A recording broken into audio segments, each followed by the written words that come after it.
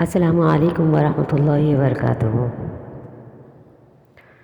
عبداللہ ابن مکتوم رضی اللہ عنہ ایک دن رسول اللہ صلی اللہ علیہ وسلم کی خدمت میں حاضر ہوئے اور عرض کی، اے اللہ کے رسول، میں ایک نابینا آدمی ہوں، میرے اور مسجد کے درمیان راستہ ناہموار ہے، درختوں اور جھاڑیوں کی رکاوٹیں بھی ہیں، میرا گھر بھی مسجد سے خاصا دور ہے اور میرے پاس کوئی آدمی بھی نہیں ہے جو میری رہنمائی کر سکے اور ہاتھ پکڑ کر مسجد تک لا سکے۔ فَهَلْ تَجِدُ لِي رُخْصَةً أَنْ أُصَلِّي فِي بَيْتِي؟ تو کیا آپ میرے لیے اس بات کی کوئی رخصت پاتے ہیں کہ میں اپنے گھر میں ہی نماز پڑھ لیا کروں اور مسجد میں حاضری کی مشقت سے بچ جاؤں؟ تو نبی صلی اللہ علیہ وسلم نے عبداللہ بن ابن مکتوم کی مشقت و پریشانی دیکھی۔ عذر معقول تھا، چنانچہ آپ صلی اللہ علیہ وسلم نے فرمایا، ہاں، گھر میں نماز پڑھ سکتے ہو۔ عبداللہ ابن مکتوم رضی اللہ عنہ جب واپس ہو گئے تو رسول اللہ صلی اللہ علیہ وسلم نے ایک آدمی ان کے پیچھے روانہ کیا۔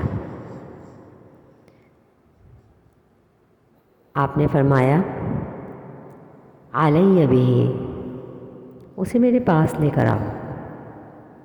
نبی کریم صلی اللہ علیہ وسلم نے ان کو اجازت تو عطا فرما دی تھی، مگر جماعت کی فرضیت اور اہمیت کے پیش نظر انہیں واپس بلا لیا۔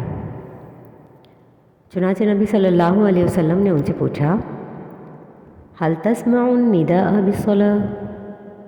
کیا تم نماز کے لیے اذان سنتے ہو؟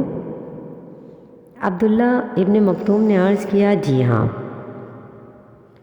نبی صلی اللہ علیہ وسلم نے فرمایا، فَأَجِبْ، پھر تو تمہیں مسجد میں نماز کے لیے آنا ہوگا۔ صحیح مسلم المساجد باب یجب اتیان المسجد علی من سمع النداء، حدیث 653۔ دوسری روایت میں آپ صلی اللہ علیہ وسلم نے اس طرح ارشاد فرمایا، ما اجد لک رخصۃ، میں تمہارے لیے گھر میں نماز پڑھنے کی کوئی رخصت نہیں پاتا۔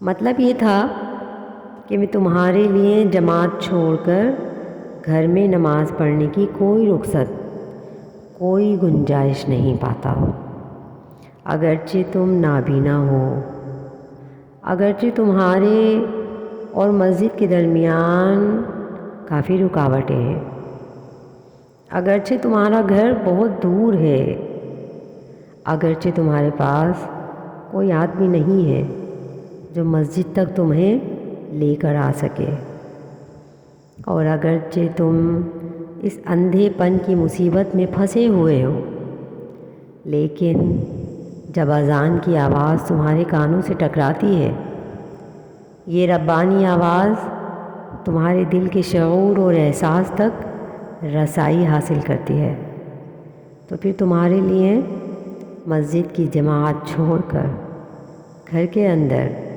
نماز پڑھنا درست نہیں ہے۔ مسجد میں ضرور بالضرور حاضر ہوا کرو۔